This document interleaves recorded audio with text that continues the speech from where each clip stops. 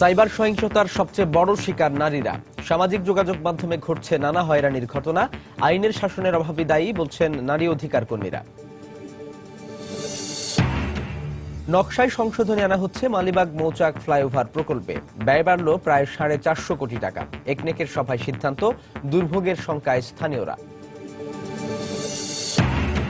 বাণিজ্য মেলায় ক্রেতা বিক্রেতাদের লেনদেনের সুবিধা দিচ্ছে সরকারি বেসরকারি ব্যাংকগুলো। গ্রাহক সেবার পাশাপাশি চলছে প্রচারণা, জানালেন ব্যাংক কর্মকর্তারা। এবং পশ্চিমা নিষেধাজ্ঞা প্রত্যাহারে তেল রপ্তানি বেড়েছে ইরানের। উচ্চ প্রবৃদ্ধির আশা, অস্থিতিশীল শ্রমবাজার ও বিনিয়োগের আস্থাহীনতা নিয়ে শঙ্কায় বিশ্লেষকরা।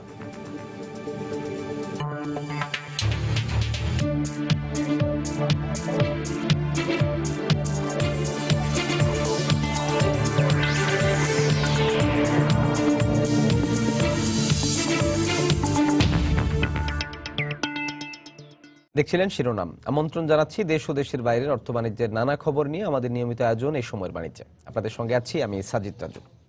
দর্শক, বাণিজ্য সময়ের মূল খবরে যাওয়ার আগে আপনাদের জানাতে চাই, আগামী 17 এপ্রিল 5 বছর পূর্ণ করতে যাচ্ছে সময় সংবাদ। এই উপলক্ষে মাস জুড়ে দর্শকের কাছে অনুষ্ঠানের দেশের প্রতিটি জেলায় যাবে সময় সংবাদ দল। জানবে সময় সংবাদ নিয়ে তাদের মতামত। দর্শকের কাছের যাত্রায় আজ থাকছে নোয়াখালী জেলা। দর্শক, এই মুহূর্তে নোয়াখালী দর্শকদের সঙ্গে আছেন আমাদের সহকর্মী রামিম হাসান। সরাসরি চলে যাচ্ছি সেখানে।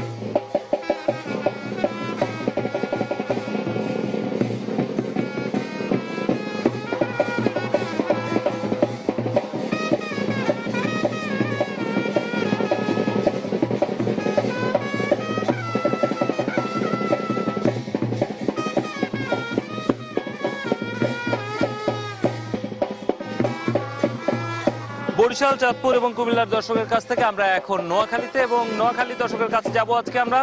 গত 5 বছরে সময় টিভির বিভিন্ন সাফল্য, ব্যর্থতা এবং তাদের প্রত্যাশা এবং সেই সাথে তাদের চাওয়া পাওয়া, এগুলোকে নিয়েই মূলত আমরা আজকে তাদের সঙ্গে কথা বলবো। তাদের কাছ থেকে পরামর্শ নিব। বিভিন্ন এলাকার দর্শকের কাছ থেকে যেভাবে পরামর্শ নিচ্ছি, তাদের সমস্যাগুলো নিয়ে কথা বলবো। সেসব সমস্যা সমাধানে সময় সংবাদ কি অবদান রাখতে পারে, তাদের পরামর্শগুলো কি, তার কোনো নেতিবাচক বা যে কোনো সমালোচনাও তাদের কাছ থেকে শুনবো। পরবর্তীতে সে বিষয়গুলো নিয়ে কাজ করার চেষ্টা করব আমরা। শুরুতেই নোয়াখালীর একজন মুক্তিযোদ্ধার কাছে যাব এবং তার কাছ থেকে কিছু পরামর্শ নিতে চাই। আমাদের মুক্তিযুদ্ধ বিষয়ক যেই অনুষ্ঠানগুলো রয়েছে, সেই অনুষ্ঠানগুলোর সম্পর্কে আপনার কোনো সমালোচনা আছে কিনা, পাশাপাশি আমরা আরও কি করতে পারি পরবর্তীতে এই মুক্তিযুদ্ধ বিষয়ক যেই অনুষ্ঠানগুলো রয়েছে সেগুলোর উন্নতির জন্য। আপনারা জানেন মুক্তিযোদ্ধা জানো একটা অনুষ্ঠান এখানে আছে। আর আমরা চাই তৃণমূলের থেকে যারা মুক্তিযোদ্ধা ছিল তাদেরকে ডেকে নিয়ে সরাসরি অনুষ্ঠান করা আর মুক্তিযোদ্ধার চেতনাকে ধারণ করে ভবিষ্যতে আরো অগ্রগতি থাকবে। সরাসরি অনুষ্ঠানের কথা বলছেন, আপনাকে অসংখ্য ধন্যবাদ। আমরা বিষয়টি মাথায় রাখবো। পরবর্তীতে আমরা চেষ্টা করবো মুক্তিযোদ্ধাদেরকে নিয়ে সরাসরি অনুষ্ঠান করার। সে বিষয়গুলো নিয়েই তিনি বলছিলেন এবং সে বিষয়গুলো আমাদের কর্তা ব্যক্তিরা অবশ্যই মাথায় রাখবেন বলে আমরা প্রত্যাশা করি। আমরা একজন উন্নয়ন সহযোগীর সঙ্গে কথা বলি, উন্নয়ন কর্মী তিনি। আপনার কাছে জানতে চাবো যে এই এলাকার বিভিন্ন সমস্যা রয়েছে, সেই সমস্যা সমাধানে আপনারা কাজ করছেন, অন্যান্য সংস্থাগুলো কাজ করছে, আমরা সেই সংবাদগুলো প্রচার করছি এবং তার মাধ্যমে আমরা আপনাদের উন্নয়ন সহযোগী হতে চাই। সেখানে কোনো সীমাবদ্ধতা আছে কিনা আমাদের জন্য পরামর্শ। প্রথমত সময় টেলিভিশনকে অভিনন্দন জানাই। তারা রাজনৈতিক ইস্যুগুলো এবং সময়ের ইস্যুগুলোকে একটা আলোচনা এবং বিতর্কের টেবিলে নিয়ে আসছে, এটা ঠিক। কিন্তু আমরা যদি এটা প্রান্তিক জনগণের ইস্যু, তাদের কণ্ঠস্বরকে ওই জায়গা পর্যন্ত না পৌঁছাইতে পারি এবং আমাদের মিডিয়াগুলো যদি প্রান্তিক মানুষজন, বিশেষত ফর এক্সাম্পল আমি যদি বলি যে আমাদের এখানে নদীর পাড়ের যে জেলেরা আছে, যে কৃষকরা আছে, তাদের নিত্যদিনকার যে সংগ্রাম, তাদের জীবনের যে চ্যালেঞ্জ, এগুলোর জন্য আসলে আমরা সমাধানের পথটা কি হবে, তাদের মতামতটা কি। এখানে ভূমিহীন একজন মানুষ লড়াই করছে তার ভূমির অধিকারের জন্য, তার ন্যায্য যে পাওনাটা আছে, তো সেই ক্ষেত্রে তার মতামতটা কি। এবং তার কণ্ঠস্বরটা আমরা জাতীয় পর্যায়ের পলিসির ক্ষেত্রে নীতি নির্ধারকের কাছে পৌঁছাতে পারছি কিনা। সেই বিষয়গুলো নিয়ে কাজ করতে বলছেন যে তাদের কণ্ঠস্বর যাতে জাতীয় পর্যায়ে পৌঁছে। আপনাকে অসংখ্য ধন্যবাদ। আমরা একজন উন্নয়ন কমিশনের কথা বললাম, আমরা একজন সাংবাদিকের সঙ্গে কথা বলি। আপনার কাছে জানতে চাবো যে আমরা যে সংবাদগুলো প্রচার করি সেই সংবাদগুলোর কন্টেন্টে কি ধরনের সমস্যা থাকে বা সেই সমস্যাগুলো সমাধানে আমরা কি ধরনের কাজ করতে পারি পরবর্তীতে। সময় টিভিকে ধন্যবাদ। সময় টিভি যে এই সময়ের কথাগুলো বলছে সেই জন্য ধন্যবাদ, কিন্তু তাদেরকে আরও মাটি ও মানুষের কাছে যেতে হবে। বুখা নাঙ্গা মানুষ, সাধারণ মানুষ এবং মাও মাটি মানুষের কথা বলতে হবে। আর নোয়াখালীতে যেহেতু প্রোগ্রামটা হচ্ছে নোয়াখালীর দুঃখ নোয়াখালীর খাল, এই নোয়াখালীর খালে নোয়াখালীর যে জলাবদ্ধতার সৃষ্টি হয় এটাকে আরও ভালো করে তুলতে হবে। আর আমি একজন সাংবাদিক হিসেবে বলবো, সময় টিভি শুধু শহরের সাংবাদিকদের জন্য কাজ করলে হবে না, গ্রামে গঞ্জে ছড়িয়ে ছিটিয়ে থাকা মফস্বল সাংবাদিক যে দুঃখ দুর্দশা সেই সম্পর্কে তাদেরকে তুলে ধরতে হবে এবং আরো বেশি বেশি করে কথা বলতে হবে। আপনাকে অসংখ্য ধন্যবাদ। আমরা একজন সাংবাদিকের সঙ্গে কথা বলছিলাম, তিনি বলছেন যে মফস্বল সাংবাদিকরা বিভিন্ন ধরনের সমস্যার সম্মুখীন হন, সেই বিষয়গুলো নিয়ে যাতে কাজ করা হয় সেগুলো আমরা চেষ্টা করব পরবর্তীতে এই বিষয়গুলো মাথায় রাখার। আমরা একজন শিক্ষক প্রতিনিধির সঙ্গে কথা বলবো, তার কাছ থেকে জানতে চাবো যে আমরা যে এই সংবাদগুলো প্রচার করি সেখানে অনুষ্ঠানের চেয়ে সংবাদের পরিমাণ বেশি থাকে, সেখানে শিক্ষামূলক যে সংবাদগুলো রয়েছে সেগুলো পর্যাপ্ত মনে হচ্ছে কিনা। আমার কাছে পর্যাপ্তই মনে হয় এবং আমি এটা ছাড়াও বলবো যে প্রাসঙ্গিকতা নিয়েই সময় টিভিতে অনেক সংবাদ পরিবেশিত হয়। এরপরেও বলবো সময়ের দাবি পূরণের জন্য আরও বহুমুখী প্রোগ্রাম থাকা উচিত বলে আমি মনে করি। আপনাকে অসংখ্য ধন্যবাদ। আমরা এখানে উপজেলার যিনি চেয়ারম্যান রয়েছেন তার সঙ্গে কথা বলবো। আমরা বিভিন্ন সময় আপনাদের বিভিন্ন উন্নয়নের চিত্র তুলে ধরার চেষ্টা করি, আপনাদের সমস্যাগুলো তুলে ধরার চেষ্টা করি। সেই জায়গা থেকে, সাংবাদিকতার জায়গা থেকে আপনার কাছে কোন জায়গাগুলো মনে হয় যে আমাদের আরো উন্নতির প্রয়োজন রয়েছে? সময় টিভিকে ধন্যবাদ। আমি মনে করি এই যাবৎকালের যত টিভি, নিউজ টিভি, মূলত সময় টিভি হচ্ছে এই সময়কালের সবচেয়ে সাহসী টিভি বলে আমি মনে করি এবং তারা অনেকগুলি সাহসী নিউজ ইতিমধ্যে সারা বাংলাদেশের মানুষের কাছে প্রচার করেছে এবং জনগণ সেটা সানন্দে সেটা গ্রহণ করেছে। আমাদের নোয়াখালী বাংলাদেশের অপার সম্ভাবনার একটি জেলা। এই জেলায় ইতিমধ্যে অনেক উন্নয়ন হয়েছে এবং আপনারা অনেকে জানেন বাংলাদেশের সব জেলাতে ভূমির পরিমাণ কমে যাচ্ছে, একমাত্র জেলা যেটা হচ্ছে নোয়াখালীতে ভূমির পরিমাণ প্রতিদিন বেড়ে যাচ্ছে। আর এই নোয়াখালীর দক্ষিণাঞ্চলে যে জায়গাগুলি ভূমিগুলি নিয়ে আমাদের মাননীয় প্রধানমন্ত্রী শেখ হাসিনা ইতিমধ্যে একটা স্পেশাল ইকোনমিক জোন ঘোষণা করেছেন, সেটার কাজ শুরু হয়েছে। সেখানে একটা ক্যান্টনমেন্টের কাজ কাজ চলছে। আমি মনে করি এবং টোটালি অ্যাগ্রোবেজ সহ দক্ষিণে একটা নৌবন্দর সহ আমাদের ইস্ট বাংলাদেশের সাউথ বেল্ট ইস্ট এবং ওয়েস্টের যে কানেক্টিভিটিটা সেটা নোয়াখালীর সাথেই মূলত সমন্বয় হচ্ছে। তো এই বিষয়গুলি যদি আরও বেশি তুলে ধরা যায়, বাংলাদেশ হবে, নোয়াখালী হবে বাংলাদেশের আগামী দিনের একটা সম্ভাবনা এলাকা, মানুষের কর্মক্ষেত্র সহ সকল বিষয় এখানে আবিষ্কৃত হবে। আমি বলবো সময় টিভি এই বিষয়গুলি যত বেশি উপস্থাপন করতে পারবে এই এলাকার মানুষ তত বেশি। আমরা সেই চেষ্টাই করব। আপনাকে অসংখ্য ধন্যবাদ। আমরা জেলা প্রশাসকের সঙ্গে কথা বলবো। আমরা বিভিন্ন সমস্যা এবং সেগুলো সমাধানে কাজ করি, বিভিন্ন ধরনের সংবাদ প্রচার করে থাকি। সেই সংবাদগুলোর ইম্প্যাক্ট বা প্রভাব কতখানি পরবর্তীতে থাকে এবং সে অনুযায়ী পরবর্তীতে আপনারা প্রশাসনের পক্ষ থেকে ব্যবস্থা নেন কিনা। ধন্যবাদ সময় টিভিকে। একটা মিডিয়া একটা সমাজের বিভিন্ন রকম অসঙ্গতি যেমন তুলে ধরে, পাশাপাশি কিছু সম্ভাবনার বিষয়গুলোও তুলে ধরে থাকে। সময় টিভি এক্ষেত্রে একটি গুরুত্বপূর্ণ ভূমিকা পালন করে আসছে। আমাদের এই অঞ্চলে বিশেষ করে নোয়াখালীতে যে চলমান যেসব ঘটনা রয়েছে সেগুলো আমরা যে সংবাদগুলো আমরা প্রচার করছি পরবর্তীতে সেটার ইম্প্যাক্ট সেটাই বলছি যে এই যে চলমান যে ঘটনাগুলো আছে সেই ঘটনাগুলো যখন তুলে ধরা হয় এগুলো আমরা অবশ্যই অবজার্ভ করি। অবজার্ভ করার পর এর পরবর্তী যে প্রতিক্রিয়া, সেই প্রতিক্রিয়াগুলো বিভিন্নভাবে হতে পারে। যেমন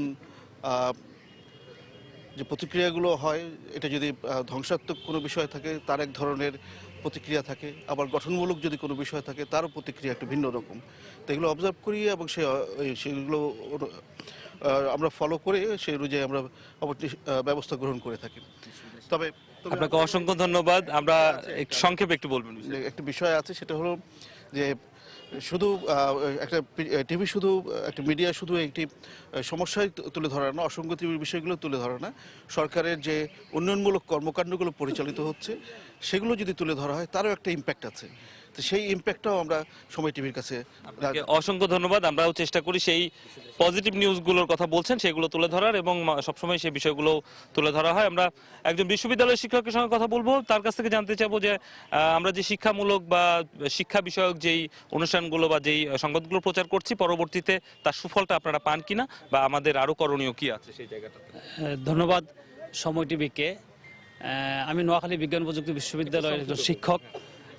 নোয়াখালী আমরা দেশের সার্বিক শিক্ষা কল্যাণে সময় টেলিভিশন যে সমস্ত প্রোগ্রামগুলো পরিচালনা করে, আমরা তা থেকে আমরা মনে করি শিক্ষক ছাত্রছাত্রী সবাই উপকৃত হবে এবং দেশ ও জাতি উপকৃত হবে। সময় টেলিভিশন শিক্ষা এবং সমাজের বিভিন্ন স্তরের সমস্যাগুলি চিহ্নিত করে ব্যাপকভাবে প্রচারিত করে সমাজকে সামনে দিকে এগিয়ে নিয়ে যাওয়ার জন্য দৃঢ় পদক্ষেপ নেবেন এই প্রত্যাশা। ধন্যবাদ। আমরা কথা বলছিলাম একজন শিক্ষকের সঙ্গে। আমি আপনার কাছে একটু জানতে চাবো যে আমাদের কোনো সমালোচনা আজ জায়গা আছে কিনা, অর্থাৎ আমরা যেই 5 বছর ধরে যে কাজগুলো করছি সেই জায়গাগুলোতে নিশ্চয়ই সব জায়গাতে আমরা সাফল্যের সাথে আসতে পারিনি। যে ত্রুটিগুলো রয়েছে সেই ত্রুটিগুলো একটু ধরিয়ে দেবেন, কোন জায়গাতে আমাদের উন্নতি করা আচ্ছা আচ্ছা আসলে মানুষ তো তথ্য চায়। তথ্য আপনাদের সবচেয়ে বড় বিষয়টা হলো আপনার তথ্যভিত্তিক চ্যানেল। তো আমরা যেটা চাচ্ছি যে সময় টিভি যেন একেবারে তৃণমূল পর্যায়ে চলে যায়, তাদের মানুষের একেবারে সাধারণ মানুষের সুখ দুঃখ আনন্দ বেদনা ভালোবাসা এগুলো যেন খুব বেশি বেশি করে চলে। আপনাকে অসংখ্য ধন্যবাদ। আমরা একজন ক্রীড়া সংগঠকের সঙ্গে কথা বলবো, তার কাছ থেকে যে বিষয়টি জানতে চাবো যে এলাকার এখন ক্রিকেটে অনেক ভালো করছে, সেই বিভিন্ন এলাকা থেকে ক্রিকেটাররা উঠে আসছে, তো সেই জায়গা থেকে সময় সংবাদের করণীয় কি আছে আপনাদের জন্য, আমরা কি করতে পারি? ধন্যবাদ। সময় টিভি বেসিক্যালি হলো নিউজ বেসড একটা চ্যানেল। তো আমার মনে হয় যে বাংলাদেশের মানুষ রাজনীতি প্রিয়, বাংলাদেশের মানুষ খেলা প্রিয়। সেদিক থেকে আপনার এই চ্যানেলটাতে যদি খেলার ব্যাপারে যদি নিউজগুলো করা হয় এবং বিভিন্ন জায়গায় যদি খেলাগুলো যে প্লেয়ার তুলে উঠে আসছে তাদেরকে নিয়ে প্রোগ্রামগুলো হচ্ছে, এগুলোতে যদি পার্টিসিপেট করে তাতে করে মানুষের আরো আগ্রহ বাড়বে, নতুন প্রজন্ম। আপনাকে অসংখ্য ধন্যবাদ। আমরা আমাদের এখানে নোয়াখালীর যিনি প্রতিনিধি রয়েছেন সাইফুল্লাহ কামরুল, তার সঙ্গে আমরা একটু কথা বলবো এবং আপনার কাছে জানতে চাবো যে আপনি যখন কাজগুলো করছেন তখন কি কি সীমাবদ্ধতার সম্মুখীন হচ্ছেন এবং আমাদের অফিস থেকে আসলে করণীয় কি কি আছে? ধন্যবাদ। আমরা যে কাজগুলো করছি নোয়াখালীতে, বিশেষ করে আপনি জানেন এর আগেও আমি আরও 3টি টেলিভিশন চ্যানেলে এবং 3টি জাতীয় পত্রিকায় কাজ করেছি। আমাদের অফিস আমাদেরকে যে সাপোর্ট দিচ্ছে আমি মনে করি অন্য কোনো টেলিভিশন সে সাপোর্টটা দিচ্ছে না। তারপর আমি বলবো সময় টিভির দর্শক এত বেশি চাহিদা সময় টেলিভিশনের কাছে, আমাদের মাত্র এখানে একজন মাত্র টিভি ক্যামেরাম্যান আছে। আমাদের এই নোয়াখালীর এক একটা উপজেলা আছে যেটা বাংলাদেশের অনেকগুলো জেলা থেকে বড়। সেক্ষেত্রে আমি বলবো যদি আমাদের অফিস যদি আরেকজন বিজে এখানে দেওয়া হয়, আরেকটি ক্যামেরা দেওয়া হয়, তাহলে আমরা ইয়ে করবো। এছাড়া আমাদের জানেন নেটওয়ার্কে এখানে বিভিন্ন উপজেলাতে নেটওয়ার্ক খুবই প্রবলেম। সেখানে যদি ইন্টারনেটের যে বিষয়গুলো আছে সেই বিষয়ে যদি আমাদেরকে দেওয়া হয় তাহলে আমরা দর্শকদের চাহিদা অনেকটা। লজিস্টিক সাপোর্টের কথা বলছেন, অবশ্যই বিষয়গুলো আমাদের অফিসের কর্তা ব্যক্তিরা যারা রয়েছেন তারা বিষয়টি মাথায় রাখবেন। তো মোটামুটি নোয়াখালী দর্শকদের কাছ থেকে, দর্শকের কাছে অনুষ্ঠান থেকে আজ এই ছিল সবশেষ, এবং আমরা আজকে বিকেল বেলা চলে যাব ফেনীতে, সেখানে ফেনীর দর্শকদের সঙ্গে কথা বলবো, তাদের কাছ থেকে তাদের প্রত্যাশার কথা জানবো এবং সময় সংবাদের নানা সমস্যার বিষয়ে তাদের সঙ্গে কথা বলবো।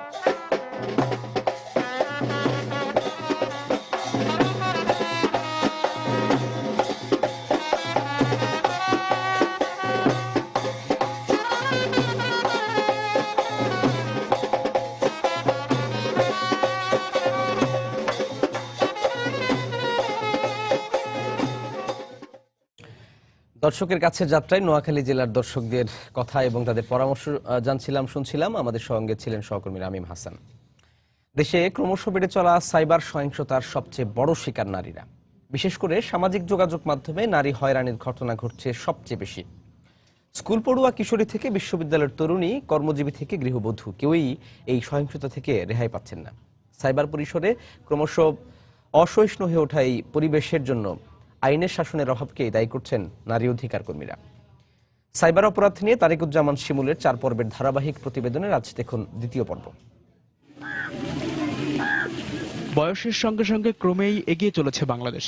কয়েক দশক আগেও যেখানকার নারীদেরকে বলা হতো পশ্চাৎপদ, সেখানে নারী শিক্ষা ও অগ্রায়নে বিশ্বব্যাপী বাংলাদেশ এখন সমাদৃত হচ্ছে পথিকৃৎ হিসেবে। শিক্ষা দীক্ষার মতো নারীরা পিছিয়ে নেই প্রযুক্তির ব্যবহারেও। সরকারি হিসেবে দেশে ইন্টারনেট ব্যবহারকারী প্রায় 5.5 কোটি জনগোষ্ঠীর মধ্যে নারীর সংখ্যা 1 কোটিরও বেশি, যাদের বড় একটি অংশ আবার যুক্ত রয়েছেন ফেসবুক, টুইটার সহ বিভিন্ন সামাজিক যোগাযোগ মাধ্যমের সঙ্গে। কিন্তু সাইবারের মুক্ত জগতে তারা কতটা নিরাপদে বিচরণ করতে পারছেন? আমরা এটা হ্যাক করছে, খুব অশ্লীল কিছু স্ট্যাটাস, পর্ন ভিডিও আপলোড দেওয়া হয়েছে। সম্মানের দিকটা চিন্তা করে হয়তো সবাই ওই জিনিসটা প্রকাশ করতে চায় না। আমি যদি রাস্তা দিয়েও হাঁটতে যাই বা ক্লাসেও যাই, দেখা যায় যে আমাকে অন্য দৃষ্টিতে দেখে, যে আর কোনো মেয়ে পেলো না, ওকেই ধরলো। ঢাকা বিশ্ববিদ্যালয়ের এক গবেষণায় দেখা গেছে কেবল রাজধানীতেই ফেসবুক ব্যবহারকারী নারীদের শতকরা 85 জনই কোনো না কোনোভাবে সাইবার সহিংসতার শিকার হচ্ছেন। আর বাংলাদেশ টেলিযোগাযোগ নিয়ন্ত্রণ সংস্থা বিটিআরসি বলছে, প্রতিদিন তাদের কাছে যত অভিযোগ আসে তার 80 ভাগই নারী হয়রানি বিষয়ক। এছাড়া একই কারণ পাওয়া গেছে সাইবার আদালতে পড়া মামলাগুলোর সিংহভাগ ক্ষেত্রেও। এখানেই শেষ নয়, সাইবার সহিংসতা অনেক ক্ষেত্রে মৃত্যুরও কারণ হয়ে দাঁড়াচ্ছে। গণমাধ্যমের দেয়া তথ্য অনুসারে ইন্টারনেটে নগ্ন ছবি ও ভিডিও প্রকাশ পাওয়ায় সামাজিক ভয় আর লজ্জায় গত 11 মাসে দেশের বিভিন্ন এলাকায় আত্মহত্যা করেছেন অন্তত 3 নারী। এছাড়া আত্মহত্যার চেষ্টা করেছেন আরও অন্তত 7 জন, যাদের একজন ব্রাহ্মণবাড়িয়ার এই স্কুল ছাত্রী। আমার ভবিষ্যৎ অনিশ্চিত হয়ে পড়ছিল। আমি ভাবছি আমি কোনোদিন লেখাপড়া করতে পারবো না, কারণ আমি অনেকদিন পর্যন্ত স্কুলে গেছিলাম, রুম থেকে বেরোতে পারছি না। যে দেখতো সে আমার দেখে হাসিতাম, সে আঙুল দিয়ে এসে করতে, এরকম করতো। কঠোর আইন থাকার পরও সঠিক প্রয়োগ না থাকাকেই এই অবস্থার জন্য দায়ী করছেন নারী অধিকার কর্মীরা। নালিশটা দেয় না কেন, যে এটা যদি আমি কোনো অভিযোগ করি আমি কোনো রকম ফলাফল দেখতে পাবো না। নারী নির্যাতন যে কেউ করুক না কেন, তাকে একটা জবাবদিহিতার সম্মুখীন হতে হবে। এটা যদি আমরা নিশ্চিত করতে পারি, তাহলে প্রযুক্তি একা একা কোনো রকম নির্যাতনের হাতিয়ার হিসেবে ব্যবহার হবে না। সম্প্রতি জাতিসংঘ থেকে প্রকাশিত এক গবেষণা প্রতিবেদনে দেখা গেছে, বিশ্বে প্রতিদিন যে সংখ্যক নারী ইন্টারনেট ব্যবহার করছেন তাদের 4 ভাগের অন্তত 3 ভাগ সহিংসতার শিকার হচ্ছেন। উন্নয়নশীল দেশগুলোতে এ হার আশঙ্কাজনক হারে বাড়ছে বলেও এই গবেষণা প্রতিবেদনে সতর্ক করা হয়েছে। তাই এই ব্যাপারে এখনই প্রয়োজনীয় পদক্ষেপ না নেওয়া হলে বাংলাদেশে এটি মাথা ব্যথার একটি নতুন কারণ হতে পারে বলে আশঙ্কা করছেন অনেকেই। তারেকুজ্জামান শিমুল, সময় সংবাদ, ঢাকা। প্রায় 446 কোটি টাকা নির্মাণ ব্যয় বাড়ল মগবাজার মৌচাক ফ্লাইওভার প্রকল্পে। সেই সঙ্গে আরও 1.5 বছর বাড়ানো হলো প্রকল্প বাস্তবায়নের মেয়াদও। গতকাল রাজধানীর শেরেবাংলা নগরের এনইসি সম্মেলন কক্ষে একনেক সভায় প্রকল্পটির সংশোধনী অনুমোদন দেওয়া হয়। এদিকে নির্ধারিত সময়ে ফ্লাইওভারের কাজ শেষ না হওয়ায় আরও দুর্ভোগের আশঙ্কা করছেন স্থানীয় জনগণ। নানা ধরনের উন্নয়ন কাজের অজুহাতে খানাখন্দে ভরা রাজধানীর রাস্তাঘাট, ফলে প্রতিদিনই বাড়ছে জনদুর্ভোগ। নগরবাসীর দুর্ভোগ কমাতেই 2011 সালে প্রাক্কলিত ব্যয় 772 কোটি টাকা ধরে মগবাজার মৌচাক ফ্লাইওভার নির্মাণ প্রকল্পের অনুমোদন দেয়া হয়। প্রত্যাশা ছিল 2015 সালে প্রকল্পটি শেষ হলে কিছুটা লাঘব হবে ভোগান্তি, কিন্তু স্থানীয় সরকার বিভাগ নির্ধারিত সময়ে প্রকল্পটি শেষ করতে ব্যর্থ হওয়ায় এখন সময় বাড়ানো হলো 2017 সালের জুন পর্যন্ত। সাধারণ মানুষ বলছেন এতে দুর্ভোগ আরো বাড়বে। 17 সালে শেষ হলে কেমন হবে বলে, মানুষের কষ্ট রেডি, এটা সরকার বুঝতেছে, বুঝে না তো। সকাল 6টা আসলেও দেখা যায় জায়গা যানজট হয়, 1.5 ঘন্টা 2 ঘন্টা 2.5 ঘন্টা 3 ঘন্টাও কেটে যায়, বসে থাকতে হয়। অনেক জায়গায় টাইম মেনটেন করা যাচ্ছে না। একনেক সভায় প্রধানমন্ত্রী প্রকল্পটি আরো যাচাই বাছাইয়ের নির্দেশ দিয়েছেন বলেও জানান পরিকল্পনা মন্ত্রী মুস্তফা কামাল। বৈঠক শেষে তিনি সাংবাদিকদের বলেন, 450 মিটার বেড়ে এই ফ্লাইওভারের দূরত্ব এখন 8.7 কিলোমিটার। এই ফ্লাইওভারের লেংথ বেড়েছে, আবার ফ্লাইওভারের স্ট্রাকচারও চেঞ্জ করা হচ্ছে। আগে ছিল 2 তলা, এখন কোনো কোনো অংশে 3 তলা হয়ে যাবে, এবং সেখানেও কস্ট বেড়েছে। রেল লাইনের পারে গিয়েই শেষ হওয়ার কথা ছিল, কিন্তু এখন সেখান থেকে শেষ না করে এটাকে মাননীয় প্রধানমন্ত্রী তিনি নির্দেশ দিয়েছেন এটাকে শেষ করতে হবে একদম হাতিঝিল। আরেকটা হচ্ছে আমাদের হলো সোনাগা হোটেল পর্যন্ত। বাড়তি এলাকা নেওয়ার জন্য একটু আর সময় বেশি লেগে যাচ্ছে। 17 সালের জুন মাস নাগাদ লাস্ট টাইম অরিজিনাল কস্ট ছিল 772, এখন 1218 হয়েছে, এখন বেড়েছে হলো 446। এর আগে প্রধানমন্ত্রীর সভাপতিত্বে অনুষ্ঠিত একনেক বৈঠকে 10টি প্রকল্পের অনুমোদন দেয়া হয়। এতে প্রাক্কলিত ব্যয় ধরা হয়েছে 4830 কোটি টাকা। এ সময় প্রায় 900 কোটি টাকা নির্মাণ ব্যয় বাড়িয়ে কক্সবাজার বিমানবন্দর উন্নয়ন প্রকল্পের দ্বিতীয় সংশোধনীয় অনুমোদন দেয় একনেক। মোস্তফা মাহবুব, সময় সংবাদ, ঢাকা। নানা ধরনের প্রযুক্তি পণ্য নিয়ে রাজধানীর আইডিবি ভবনে চলছে সিটি আইটি কম্পিউটার মেলা 2016। সবশেষ বাজারে আসা বেশ কয়েকটি মডেলের ল্যাপটপ, ট্যাব আর ক্যামেরা পাওয়া যাচ্ছে এই মেলায়। মেলায় যে কোনো প্রযুক্তি পণ্য কিনলে মূল্য ছাড় সহ নানা ধরনের অফার পাচ্ছেন ক্রেতারা। 7 দিন ব্যাপী এই মেলা শেষ হবে রোববার। প্রতিদিন খোলা থাকবে সকাল 10টা থেকে রাত 8টা পর্যন্ত। বিস্তারিত কামরুল হাসান সবুজের রিপোর্টে। বদলে যাওয়া প্রযুক্তিপণ্যের বাজারে ক্রেতা চাহিদার শীর্ষে এখন 5G ও 6G ল্যাপটপ। আইডিবি ভবনে আয়োজিত মেলায় এমনটাই জানালেন বিক্রেতারা, যেখানে পাওয়া যাচ্ছে চলতি সপ্তাহে বাজারে আসা ডেডিকেটেড গ্রাফিক্স কার্ড সহ এইচপির প্রভুক সিরিজের 450, প্যাভিলিয়ন সিরিজের 15 আর 8GB র্যাম সহ লেনোভোর B4180 মডেলের ল্যাপটপ। 5 থেকে 10,000 টাকা মূল্য ছাড়ের পর এসব প্রযুক্তি পণ্যের দাম পড়ছে 50,000 টাকার বেশি। যেটাই পারচেজ করে ডিসকাউন্ট দিচ্ছি সব প্রোডাক্টেই, আর ল্যাপটপের সাথে স্পেশালি গিফট থাকছে। 6 জেনের কিছু কালেকশন আসছে এবং হিউজ সেল দিচ্ছি। অনেক ধরনের অপশন থেকে আমার ল্যাপটপটা আমি বেছে নিতে পারতেছি। জেনারেশন 5 এর কম্পিউটারগুলো খুঁজতেছি। র্যামটা বর্তমানে 4GB হইলে বেটার হয়। বিভিন্ন অফার সহ পাওয়া যাচ্ছে স্যামসাং এর Galaxy tab E, tab 4, লেনোভোর A সিরিজের A730 ও 50 এবং ইয়োগা সিরিজের নতুন মডেলের ট্যাব, যেগুলোর দাম 11,000 থেকে 26,000 টাকা পর্যন্ত। মূল্য ছাড়ের সুবিধা পাচ্ছেন অ্যাক্সেসরিজের ক্রেতারাও।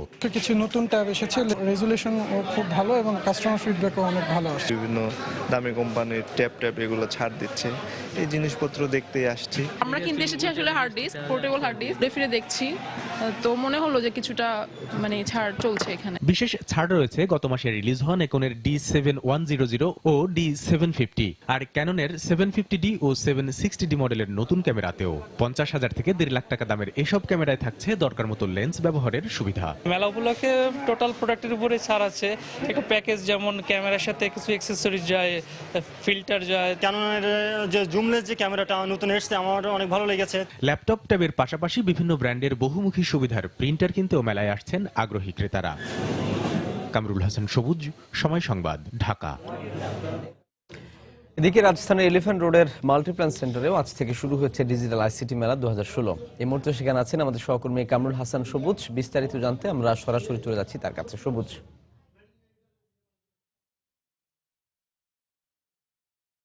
রাজু, রাজধানীর যে এলিফ্যান্ট রোডের মাল্টিপ্ল্যান সেন্টার, সেই মাল্টিপ্ল্যান সেন্টারে সপ্তমবারের মতো আয়োজন করা হয়েছে ডিজিটাল আইসিটি ফেয়ার। যে মেলার স্লোগান ধরা হয়েছে vision to serve with ICT. এই স্লোগান নিয়ে কিন্তু এই মেলাটা চলবে 25 জানুয়ারি পর্যন্ত এবং প্রতিদিন সকাল 10টা থেকে শুরু হয়ে রাত 8টা পর্যন্ত চলবে। তো এই মেলা কিন্তু কিছুক্ষণের মধ্যে তথ্যমন্ত্রী হাসানুল হক ইনু উদ্বোধন করবেন। তো এই মেলাতে কিন্তু ব্যবসায়ীরা যেমনটা প্রত্যাশা করে থাকেন, অর্থাৎ যে কাস্টমার আসবেন, দর্শনার্থীরা আসবেন, তারা বিভিন্ন পণ্য দেখবেন, বিভিন্ন মার্কেটের সাথে বিভিন্ন ধরনের পণ্য কম্পেয়ার করে তারা সুবিধা মতো, স্বস্তি মতো তাদের পণ্য কিনবেন, সব কিছু যাচাই বাছাই করে। তো সেই উদ্দেশ্য থেকেই কিন্তু এ ধরনের মেলা আয়োজন করা হয়ে থাকে। তো আমরা এই মুহূর্তে মেলার আয়োজকদের একজনের সাথে আমরা কথা বলবো এই ব্যাপারে।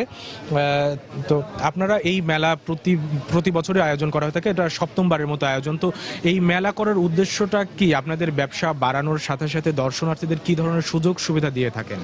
আমরা এই মার্কেটটিতে যে সুযোগ সুবিধাগুলো আছে সেই সুযোগ সুবিধাগুলো হচ্ছে আমরা আসলে দর্শকদেরকে জানাতে চাই যে আমাদের এইখানে আসার পরে তারা কম্পেয়ার করার সুযোগ পাবে সারা বাংলাদেশের সাথে এই মার্কেটটির আসলে কি ধরনের বিচিত্র প্রোডাক্ট এবং হচ্ছে আপনার আদার্স সার্ভিস যেগুলো আছে। এটি একটি সম্পূর্ণ কম্পিউটার মার্কেট। এখানে হচ্ছে 10 তলা বিশিষ্ট এবং 3 থেকে 10 তলা পর্যন্ত হচ্ছে আপনার কম্পিউটার মার্কেট এবং এই মার্কেটটিতে সব ধরনের কম্পিউটারের সার্ভিস এবং সেবা থাকে। আর মেলার উদ্দেশ্য হচ্ছে যে আমরা তরুণদেরকে জানাতে চাই যে তাদের জন্য সব ধরনের সুযোগ সুবিধা এখানে আছে। এখানে আপনার গেমিং কন্টেস্ট হবে, তারপরে সবার জন্য যারা টিকিট কেটে আসবেন তাদের জন্য ভিডিও দেখার ব্যবস্থা আছে মুভির, এবং এরপরে আরও যে জিনিসগুলো থাকছে এখানে নতুন নতুন পণ্যের যে সমাহার, এবং সেই সাথে আমাদের যে প্রমোশন সেটা হচ্ছে যে এটি বাংলাদেশের একটি স্বয়ংসম্পূর্ণ মার্কেট, যে মার্কেটটিতে সারা বাংলাদেশের সমস্ত দর্শকদের এবং যা প্রযুক্তিপ্রেমী যারা আছে তাদের সমস্ত চাহিদা মেটাতে আমরা সক্ষম। আচ্ছা রাজু, আমরা একজন আয়োজকদের একজনের সাথে কথা বললাম, যিনি জানাচ্ছিলেন এই মেলা করার বিভিন্ন যে উদ্দেশ্য থাকে এবং এই মেলার পরবর্তীতে তাদের যে ব্যবসার পরিধি বাড়া বা দর্শনার্থীদের মধ্যে সাড়া জাগানো। তো এই মেলাতে কিন্তু বিভিন্ন ধরনের আয়োজনও আছে। এই মেলাতে তাদের যে বিভিন্ন ধরনের আয়োজন, চিত্রাঙ্কন প্রতিযোগিতা থেকে সব ধরনের আয়োজন এবং র্যাফেল ড্র থাকছে এবং প্রত্যেকটা মূল্যের সাথে কিন্তু বিশেষ ছাড় আছে। তো রাজু, এই ছিল এই মেলার শুরুর আগেই সর্বশেষ খবর। কামরুল হাসান সবুজের কাছ থেকে জানছিলাম রাজধানীর মাল্টিপ্ল্যান সেন্টারে যে মেলা আয়োজন করা হয়েছে আইসিটি মেলা, তারই সবশেষ খবরাখবর। একাধিকবার সময় নেওয়ার পরেও যেসব ট্যানারি মালিক সাভারে কারখানা স্থানান্তরে কোনো পদক্ষেপ নেননি, তাদের আর্থিক সহায়তা বন্ধের পাশাপাশি প্লট বরাদ্দ বাতিলের সরকারি সিদ্ধান্ত কার্যকর করার দাবি জানিয়েছে পরিবেশ বাঁচাও আন্দোলন পবা। মঙ্গলবার পবা কার্যালয়ে আয়োজিত সংবাদ সম্মেলনে পবার চেয়ারম্যান জানান, বছরে পরিবেশ দূষণ ও স্বাস্থ্যের ক্ষতিসহ ৩,০০০ কোটি টাকার সমপরিমাণ ক্ষতি করছে হাজারীবাগের ট্যানারি। তাই শুধু নোটিশ প্রদানে সীমাবদ্ধ না থেকে যারা কোনো কাজ করেনি তাদের কাছ থেকে পরিবেশগত ক্ষতিপূরণ এবং সরকারি বিনিয়োগের অর্থ আদায়ের পাশাপাশি অবিলম্বে প্লট বাতিল ও কারখানা বন্ধ করে দিতে হবে। সরকারি ব্যাপারে কঠোর পদক্ষেপ না নিলে আন্দোলনে যাবে বলেও জানান পবার চেয়ারম্যান। পান করতে পারতেছে না, কোনো কাজে ব্যবহার করতে পারতেছে না, তার চেয়ে বড় দিক হচ্ছে সেখানে যে মূলত শিল্প উদ্যোক্তাদের টোটাল ব্যর্থতা, তাদের অনীহা, তারা সরকারের সিদ্ধান্তকে বিদ্যাঙ্গুলি প্রদর্শন করা এবং আমরা যারা পরিবেশবাদী মহামান্য হাইকোর্টের আদেশকে উপেক্ষা করে তাদের যে একটা সুপ্রিমেসি সেটাই তারা দেখাচ্ছেন, তাদের মুনাফাটাকে তারা প্রাধান্য দেন। যারা গরিমসি করছে তাদেরকে যাতে সরকার কোনো ধরনের আর আর্থিক কিংবা অন্য কোনো ধরনের সহায়তা করে না, কারণ আলটিমেটলি তারা জনগণের উপরে বোঝা হয়ে যাবে, তারা সরকারের কাছে বিভিন্ন বেনিফিট নেবে। আমরা এই আন্দোলনে এই পর্যায়ে দেখি সরকার কি করে, যদি তা না হয় আমরা বৃহত্তর আন্দোলনে যাইতে বাধ্য হব।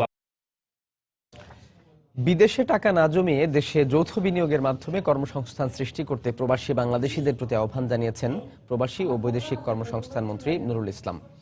তিনি বলেন, দেশে কর্মসংস্থান সৃষ্টি হলে বিদেশে শ্রমিক পাঠানোর প্রয়োজন হবে না, বরং কাজের জন্য বাংলাদেশে শ্রমিক আসবে। মঙ্গলবার ওয়েজ আর্নার্স কল্যাণ বোর্ডের 25 বছর পূর্তি অনুষ্ঠানে তিনি এসব কথা বলেন। অনুষ্ঠানে সভাপতিত্ব করেন ওয়েজ আর্নার্স কল্যাণ বোর্ডের মহাপরিচালক গাজী মোহাম্মদ জুলহাস এনডিসি। বিশেষ অতিথি ছিলেন সচিব খন্দকার মোহাম্মদ ইফতেখার হায়দার এবং জনশক্তি কর্মসংস্থান ও প্রশিক্ষণ ব্যুরোর মহাপরিচালক বেগম শামসুন নাহার।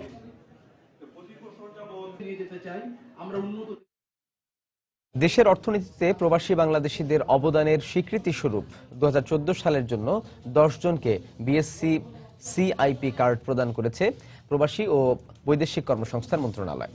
মঙ্গলবার এই উপলক্ষে রাজধানীর প্রবাসী কল্যাণ ভবনে এই অনুষ্ঠানের আয়োজন করা হয়। সচিব খন্দকার মোহাম্মদ ইফতেখার হায়দার এর সভাপতিত্বে অনুষ্ঠানে প্রধান অতিথি ছিলেন প্রবাসী ও বৈদেশিক কর্মসংস্থান মন্ত্রী নুরুল ইসলাম। এই সময় মন্ত্রী বলেন, অভিবাসী ব্যবসায়ীদের সংখ্যা বেড়ে যাওয়ার ফলে 2015 সাল থেকে সিআইপি কার্ড 90 জনকে দেওয়ার সিদ্ধান্ত নেওয়া হয়েছে। পরে নির্বাচিত ব্যক্তিদের হাতে সিআইপি কার্ড ও সম্মাননা তুলে দেওয়া হয়।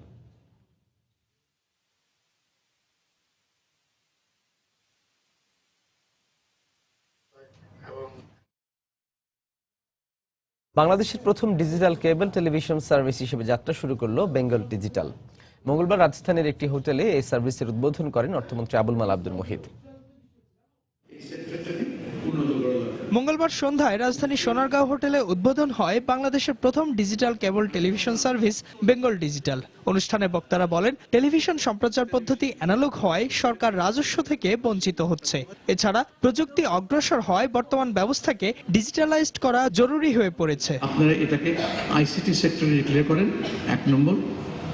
2 নম্বর, এই যারা নাকি টেলিভিশন দেখায় বিভিন্ন জায়গায় তাদের সেই কেবল টেলিভিশনটাকে আপনারা লিগ্যাল করে দেন।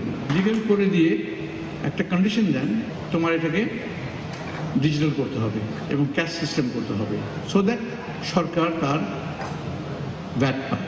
বিশেষ অতিথির বক্তব্যে আইসিটি প্রতিমন্ত্রী বলেন, ডিজিটাল বাংলাদেশ করতে সরকারের পরিকল্পনা নিতে সহায়তা করবে ডিজিটাল কেবল টেলিভিশন সার্ভিস।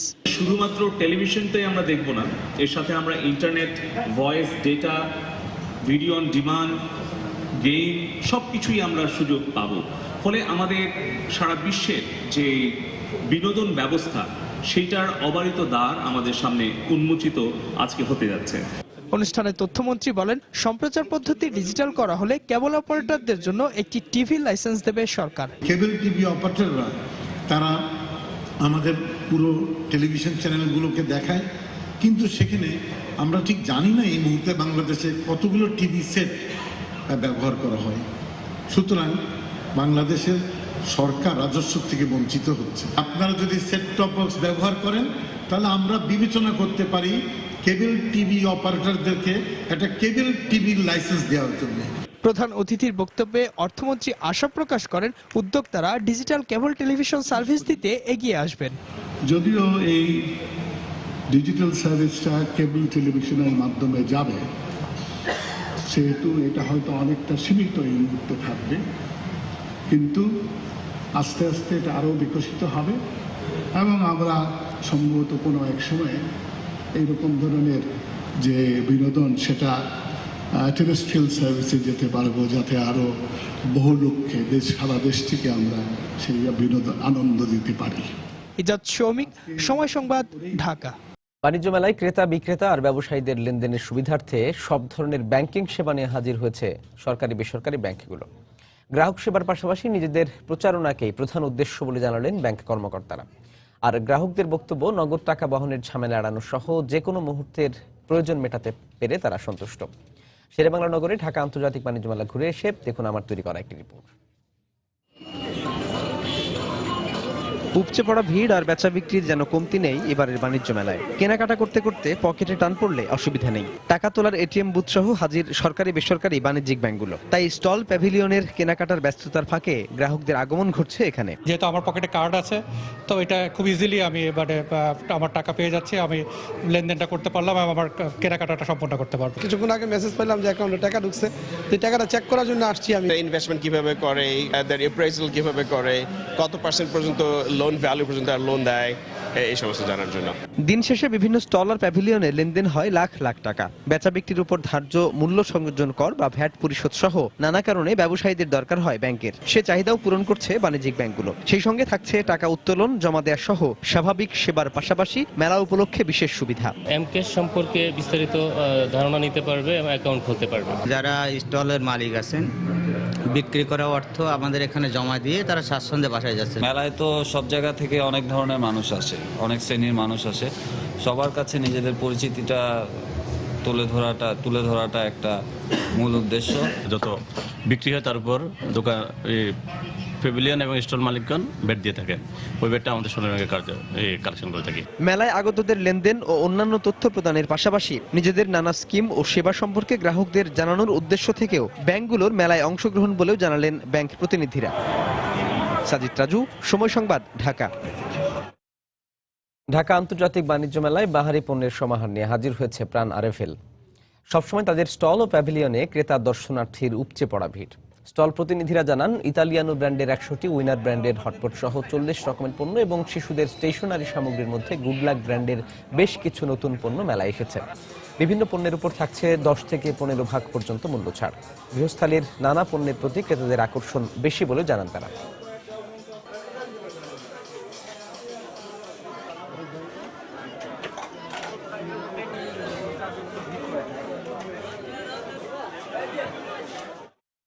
দর্শক, 21তম ঢাকা আন্তর্জাতিক বাণিজ্য মেলার 20তম দিন আজ। এই মুহূর্তে রাজধানীর শেরেবাংলা নগরে মেলা প্রাঙ্গণে রয়েছেন আমাদের সহকর্মী সানবীর রূপল।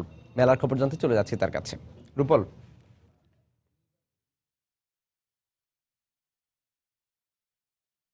21তম বাণিজ্য মেলার 20তম দিনের আজকে সকালের যে প্রহর, সেই সকালের প্রহরে কিন্তু লোকজন কিছুটা কম থাকলেও আস্তে আস্তে বেলা বাড়ার সাথে সাথে লোকজন বাড়ছে।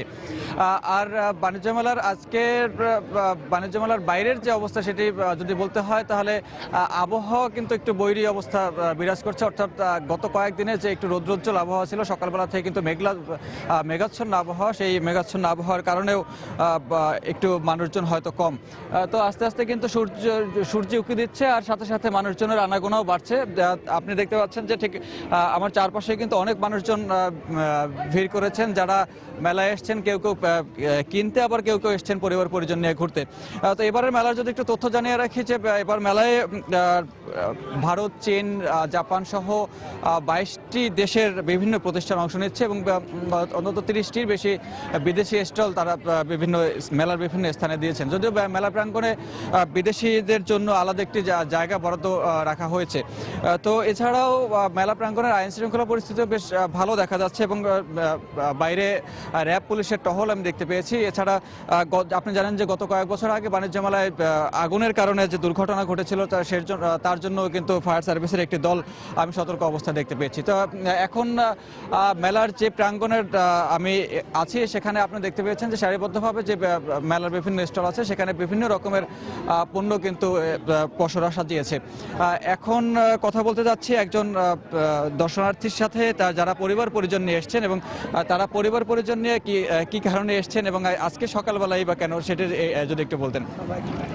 আমরা গাজীপুর থেকে এসেছি, তো বেসিক্যালি সকালে আসার উদ্দেশ্য হলো ঢাকার যানজটটা অ্যাভয়েড করার জন্য একটু আর্লি আসতে পারি এবং আর্লি ব্যাক করতে পারি। এই জন্য জাস্ট 10টায় আমরা ঢুকেছি, তো আশা করছি 2টা পর্যন্ত থাকবো। আর সবাইকে নিয়ে আসছি, আমার 2 মেয়ে, আমার ওয়াইফকে নিয়ে আসছি, জাস্ট ঘুরে দেখছি, ভালোই মনে হচ্ছে সব কিছু। আচ্ছা, কিছু কেনার কি কোনো পরিকল্পনা আছে? কেনার পরিকল্পনা আছে, এখনো কেনা হয়নি, তো দেখছি, দেখার পর কিনবো আর কি। আচ্ছা, অন্যান্য মার্কেট থেকে আপনার কাছে বাণিজ্য মেলাটা আসলে কেন বেশি প্রেফার করছেন, মানে এখানকার পরিবেশটা কেমন? আসলে একটু এক্সেপশনাল পাওয়া যায় এটাই, আর আসলে প্রাইস বেনিফিট যদি চিন্তা করেন অলমোস্ট বাইরের সমানই। কিছু কিছু ক্ষেত্রে কয়েকটা জিনিস বেশিও বলা যায়, কিন্তু ভালো জিনিস পাওয়া যাচ্ছে, একটু ব্যতিক্রম, মার্কেটের থেকে একটু ব্যতিক্রম পাওয়া যাচ্ছে আর কি। জি, ধন্যবাদ আপনাকে। তো রাজু, আপনি যেমনটা শুনছিলেন যে একজন দর্শনার্থী, তিনি গাজীপুর থেকে এসেছেন। এরকম কিন্তু শুধু বাণিজ্য মেলা একটি মিলন মেলা আসলে পরিণত হচ্ছে, যে ঢাকা এবং ঢাকার বাইরে এবং দেশের বাইরে থেকে অনেক লোকজন কিন্তু এখানে আসেন, দেশি বিদেশি লোকজন। আন্তর্জাতিক বাণিজ্য মেলা বলে কথা। তো বাণিজ্য মেলা সকালবেলার যে অবস্থা, মানুষজন একটু কম থাকলেও আস্তে আস্তে কিন্তু বেলা বাড়ার সাথে সাথে লোকজন বাড়ছে। এই ছিল এখনকার মতো বাণিজ্য মেলার পরিস্থিতি। সহকর্মী সানবির রূপল, তার কাছ থেকে জানছিলাম ঢাকা আন্তর্জাতিক বাণিজ্য মেলার খবর। আরও উন্নত মানের স্টিল তৈরির লক্ষ্যে নতুন প্ল্যান্ট স্থাপনের চুক্তি হয়েছে জিপিএইচ ইস্পাত লিমিটেড এবং প্রাইমেটালস টেকনোলজি অস্ট্রিয়া GmbH এর মধ্যে। মঙ্গলবার রাজধানীর হোটেল ওয়েস্টিনে এই উপলক্ষে অনুষ্ঠানের আয়োজন করা হয়। অনুষ্ঠানে উদ্বোধন করেন জিপিএইচ ইস্পাতের চেয়ারম্যান আলমগীর কবির। এ সময় জিপিএইচ গ্রুপের চেয়ারম্যান মোহাম্মদ জাহাঙ্গীর আলম যৌথ উদ্যোগে নতুন প্ল্যান্ট স্থাপনের ঘোষণা দেন। চুক্তি স্বাক্ষর অনুষ্ঠানে 2 প্রতিষ্ঠানের ঊর্ধ্বতন কর্মকর্তারা উপস্থিত ছিলেন। স্কয়ার টয়লেটিজের আয়োজনে সুপার মমের ক্যাম্পেইনের উদ্যোগে দেশে প্রথমবারের মতো অনুষ্ঠিত হতে যাচ্ছে বেবি অলিম্পিয়াড 2016। অনুষ্ঠানে অংশ নিতে পারবে নবজাতক শিশু থেকে শুরু করে 5 বছর বয়সী পর্যন্ত শিশুরা। আগামী 29 জানুয়ারি মিরপুর ইনডোর স্টেডিয়ামে অনুষ্ঠিত হতে যাচ্ছে এই প্রতিযোগিতা। রাজধানীর কারওয়ান বাজারে প্রতিদিন সকাল 10টা থেকে 1টা পর্যন্ত এই সংক্রান্ত লিফলেট বিতরণ করা হচ্ছে।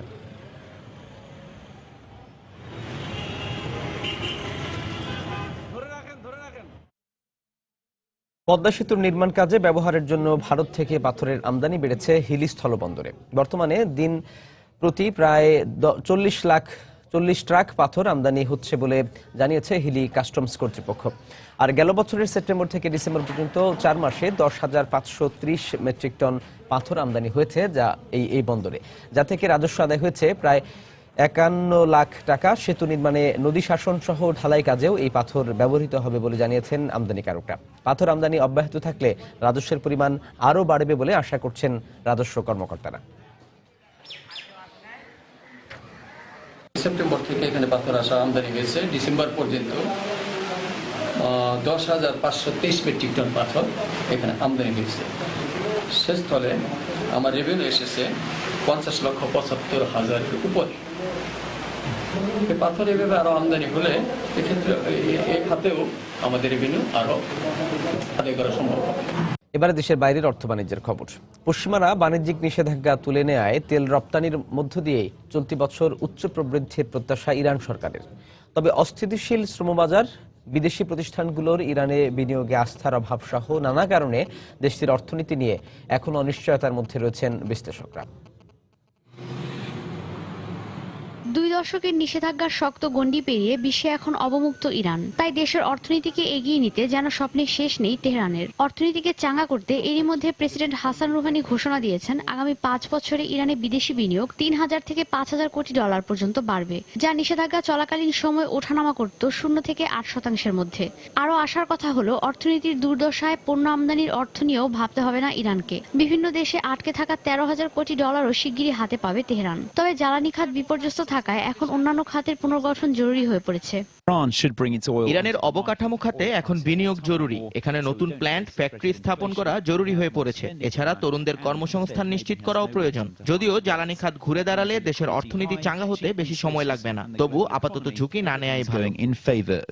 ইসলামী শরিয়া আইন কার্যকর হওয়ার পর থেকে অনেকটাই স্থবির দেশটির পর্যটন খাত। রাজস্ব আয় বাড়াতে পর্যটন খাতের পুনর্গঠন জরুরি বলেও মনে করছেন এ খাত সংশ্লিষ্টরা। পাশাপাশি পশ্চিমা বিশ্বের সাথে সম্পর্ক জোরদারে দেশগুলো থেকে ভোগ্যপণ্য আমদানি করার পরামর্শ দিচ্ছেন বিশ্লেষকরা। নিষেধাজ্ঞার পরও স্থানীয়ভাবে স্বাবলম্বী হওয়ার চেষ্টা থাকলে একটা দেশ কখনোই পঙ্গু হয় না যদি সে দেশের প্রাকৃতিক সম্পদ থাকে। তাদের সেটা আছেও, কিন্তু ভোগ্যপণ্যের জন্য দেশটি আমদানির উপর নির্ভরশীল। ইরান যদি ভোগ্যপণ্য আমদানি করে তাহলে দেশের চাহিদা পূরণের সঙ্গে সঙ্গে বিশ্বের অন্যান্য দেশের সাথে বাণিজ্যিক সম্পর্কও দৃঢ় হবে। তবে এখনো যুক্তরাষ্ট্রের নিষেধাজ্ঞা মুক্ত নয় ইরান। সন্ত্রাসী কার্যক্রমকে কেন্দ্র করে নতুন করে আবারও ইরানের উপর কয়েকটি বিষয়ে নিষেধাজ্ঞা আরোপ করেছে ওয়াশিংটন। তবে এই নিষেধাজ্ঞা দেশ দুটির বাণিজ্য সম্প্রসারণে তেমন কোনো প্রভাব ফেলবে না বলে নিশ্চিত করেছে যুক্তরাষ্ট্রের অর্থ মন্ত্রণালয়।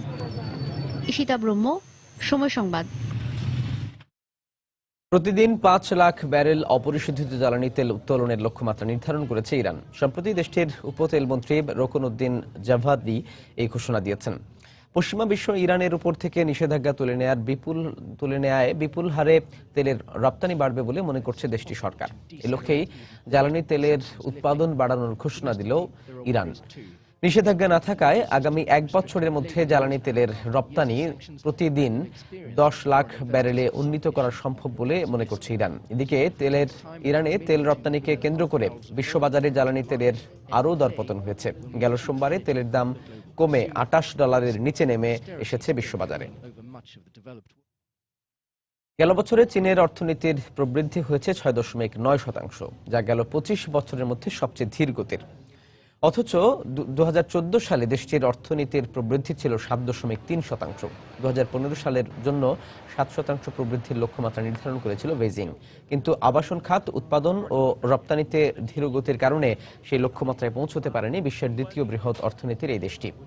এমন পরিস্থিতিতে অর্থনীতিতে গতি বাড়াতে রপ্তানি ও বিনিয়োগ বাড়ানোর কথা বলছেন অর্থনৈতিক বিশ্লেষকরা। প্রবৃদ্ধি বাড়াতে 2014 সালের নভেম্বর থেকে এখনো পর্যন্ত 6 দফায় ব্যাংক ঋণের সুদের হার কমিয়েছে চীনের কেন্দ্রীয় ব্যাংক। গ্রিসের প্রস্তাবনার অনুমোদন নিয়ে দীর্ঘসূত্রিতার কারণে আর্থিক পুনর্গঠন কার্যক্রম ব্যর্থ হতে পারে বলে আশঙ্কা প্রকাশ করেছেন দেশটির অর্থমন্ত্রী ইউক্লেদ দাসকালোতাস। আন্তর্জাতিক মুদ্রা তহবিল, IMF ও ইউরোপীয় ইউনিয়নের এ বিষয়ে তৎপর হওয়ার প্রয়োজন বলেও জানিয়েছেন তিনি। সম্প্রতি এক সংবাদ সম্মেলনে এসব কথা জানান তিনি। পেশকন খাতের পুনর্গঠন সম্পর্কিত গ্রিসের প্রস্তাবনা IMF এর নীতিগত অনুমোদন পায়নি এখনো। এমন দীর্ঘসূত্রিতা গোটা আর্থিক পুনর্গঠন কার্যক্রমকে ঝুঁকিতে ফেলবে বলে মনে করছে গ্রিস। এই অবস্থায় পেনশন খাতের পুনর্গঠন প্রস্তাবনা নিয়ে IMF এর সাথে দ্রুত আলোচনায় বসার সিদ্ধান্তে পৌঁছতে চাইছে গ্রিক সরকার।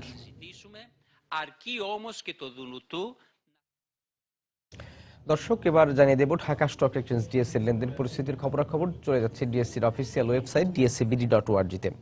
দর্শক, আমরা সকাল থেকে দেখতে পাচ্ছি ডিএসসির যে 3টি সূচক, ডিএসসি এক্স, সূরিয়া ইন্ডেক্স এস এবং 30 ইন্ডেক্স বাছাই সূচকে কিন্তু ঊর্ধ্বমুখী প্রবণতার মধ্য দিয়ে লেনদেন শুরু হয়েছে। এর মধ্যে ঢাকা স্টক এক্সচেঞ্জ ডিএসসির প্রধান সূচক এক্স 8 পয়েন্ট বেড়ে অবস্থান করছে 4706 পয়েন্টে। ডিএসসির সূরিয়া ইন্ডেক্স সেটিও 3 পয়েন্ট বেড়ে 1131 পয়েন্টে অবস্থান করছে এবং ডিএসসির যে বাছাই সূচক 30 ইন্ডেক্স সেটি 2 পয়েন্ট বেড়ে 1769 পয়েন্টে অবস্থান করছে। এখন পর্যন্ত ঢাকা স্টক এক্সচেঞ্জ ডিএসসিতে 2,47 লাখ টাকার লেনদেন হয়েছে। এর মধ্যে লেনদেন হওয়া কোম্পানিগুলোর মধ্যে 137টি কোম্পানির শেয়ার এবং মিউচুয়াল ফান্ডের দাম বেড়েছে, কমেছে 101টি কোম্পানির এবং অপরিবর্তিত রয়েছে 46টি কোম্পানির শেয়ার এবং মিউচুয়াল ফান্ডের দাম। তো দর্শক, এই ছিল আমার হাতে ঢাকা স্টক এক্সচেঞ্জ ডিএসসি এর সবশেষ লেনদেন পরিস্থিতির খবরাখবর। আবারও জানিয়ে দিচ্ছি এ সময় বাণিজ্যের শিরোনামগুলো। সাইবার সহিংসতার সবচেয়ে বড় শিকার নারীরা। সামাজিক যোগাযোগ মাধ্যমে ঘটছে নানা হয়রানির ঘটনা, আইনের শাসনের অভাবই দায়ী বলছেন নারী অধিকার কর্মীরা। নকশায় সংশোধনী আনা হচ্ছে মালিবাগ মৌচাক ফ্লাইওভার প্রকল্পে, ব্যয় বাড়ল প্রায় 450 কোটি টাকা। একনেকের সভায় সিদ্ধান্ত, দুর্ভোগের শঙ্কায় স্থানীয়রা। বাণিজ্য মেলায় ক্রেতা বিক্রেতাদের লেনদেনের সুবিধা দিচ্ছে সরকারি বেসরকারি ব্যাংকগুলো, গ্রাহক সেবার পাশাপাশি চলছে প্রচারণা, জানালেন ব্যাংক কর্মকর্তারা। এবং পশ্চিমা নিষেধাজ্ঞা প্রত্যাহারে তেল রপ্তানি বেড়েছে ইরানের, উচ্চ প্রবৃদ্ধির আশা, অস্থিতিশীল শ্রমবাজার ও বিনিয়োগের আস্থাহীনতা নিয়ে শঙ্কায় বিশ্লেষকরা। দর্শক, এই ছিল এই সময় বাণিজ্যে। যে কোনো খবর পেতে ভিজিট করুন সময়নিউজ.tv আর সঙ্গে থাকুন সময়।